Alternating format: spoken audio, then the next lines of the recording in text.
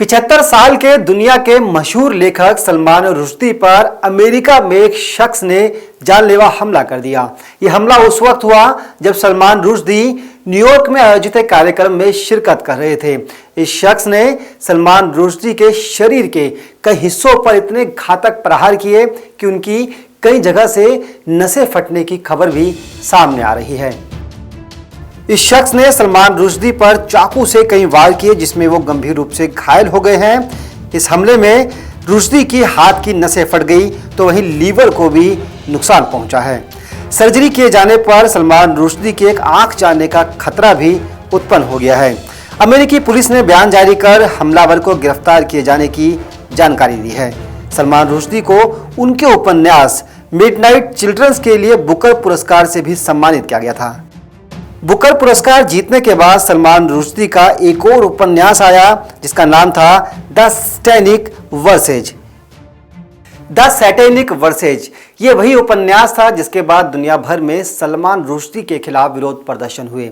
खासतौर पर ईरान में तो रुश्दी के खिलाफ जानलेवा फतवा भी जारी हुआ।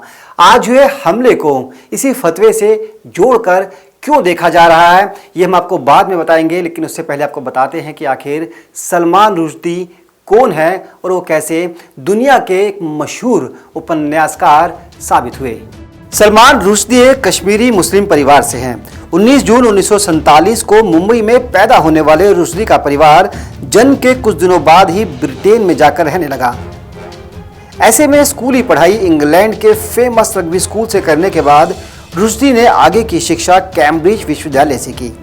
1968 में इतिहास में एमए की डिग्री हासिल करने के बाद 1970 में उन्होंने लंदन में एक एडवर्टाइजमेंट राइटर के तौर पर नौकरी शुरू कर दी। इसके बाद 1975 में रुश्दी ने ग्राइम्स नाम से पहली किताब पब्लिश की।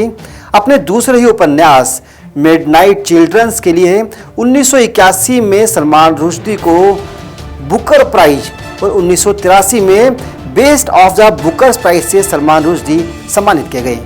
सलमान रुश्दी की लिखी हुई किताब करीब 30 हैं, जिनमें फिक्शंस, नॉन फिक्शंस, उपन्यास और बच्चों पर लिखी गई किताबें भी शामिल हैं।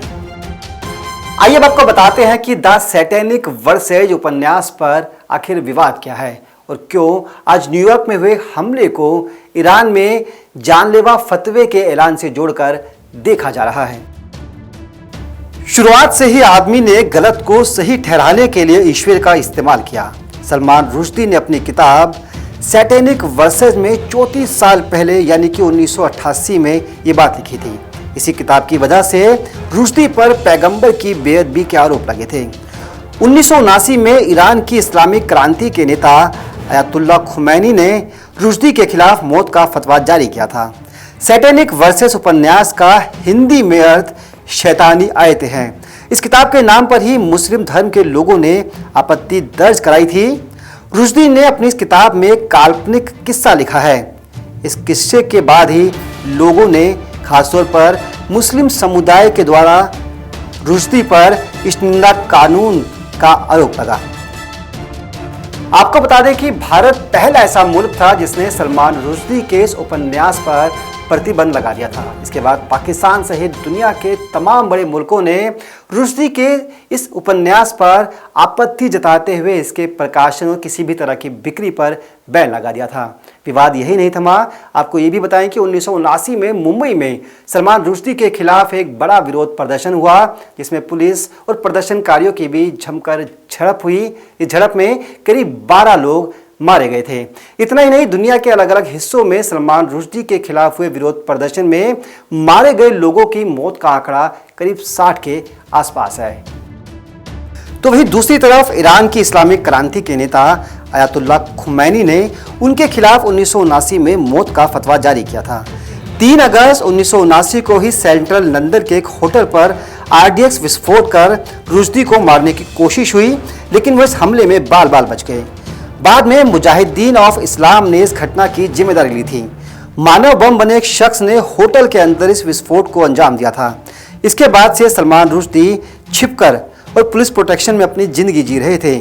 हालांकि बाद में ईरानी सरकार ने सार्वजनिक तौर पर यानी कि 1998 में कहा कि अब वो सलमान की मौत का समर्थन नहीं करते। हालांकि फतवा अपनी जगह पर कायम रहा। 2010 में आतंकी संगठन अल-कायदा ने एक हिट लिस्ट तैयार की थी। इस हिट लिस्ट में कथित तौर पर इस्लाम का विरोध करने के मामले में सलमान रुश्दी का भी नाम शामिल था। आपको बता दें कि साल 2019 में सलमान रुश्दी को मैनहट्टन में एक नोबल प्रमोशन के कार्यक्रम में देखा गया था। खबर यह भी है कि इस कार्यक्रम में उन्होंने कई लोगों से बातचीत की थी और वो काफ़ी खुश भी नजर आ रहे थे। 2019 के बाद यानी कि करीब 3 साल बाद सलमान रुश्दी पर 13 अगस्त 2022 को न्यूयॉर्क में आयोजित कार्यक्रम के दौरान जिस तरह से जानलेवा हमला किया गया है, ये अपने आप में कई सवाल खड़े करता है। फिलहाल पुलिस और दूसरी सुरक्षा एजेंसियां सलमान रुश्दी पर हुए जानलेवा हमले की जांच में जुटी है। आपको ये बता दें कि सलमान रुश्दी का जीवन कई उतार चढ़ाव के बीच रहा है। कई बार उन पर आरोप भी लगे हैं तो उन्होंने आरोपों की सफाई भी दी है। इस बीच सलमान रुश्दी पर जिस तरह का जानलेवा हमला हुआ है, इसकी निंदा दुनिया भर के लेखकों और उपन्यासकारों ने भी की है। फिलहाल इस पेशकश में इतना ही। मुझे दीजिए इजाजत। नमस्कार।